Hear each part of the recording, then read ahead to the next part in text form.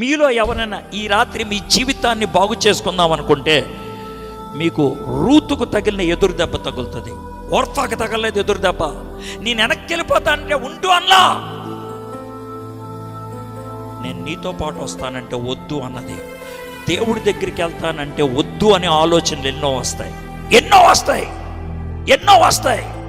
నీ కులం గుర్తొస్తుంది, నీ ఊరు గుర్తొస్తుంది, నీ జాతి గుర్తొస్తుంది, నీ మిత్రులు గుర్తొస్తారు, నీకున్నటువంటి అలవాట్లు గుర్తొస్తాయి. నేను వెళ్ళను అనే మాట దాకా విసిగిస్తూనే ఉంటారు. రూతు మీద అలాంటి ఒత్తిడి వచ్చింది. 16వ వచనం, అందుకు రూతు, నా వెంబడి రావద్దు, నీవు నన్ను విడిచిపెట్టమని నన్ను బ్రతిమాల కొనవద్దు. ఎందుకని నువ్వు వెళ్ళు చోటకే నేను కూడా వచ్చేదను. ఇద్దరూ కలిసి వెళ్తే దాన్ని మిత్రులు అంటారు. నువ్వు నా ఫ్రెండ్వే, నా పేరు రూత్ అంటే స్నేహితురాలు, నేను నీతోనే ఉంటాను. మొదటి మాట ఇదే.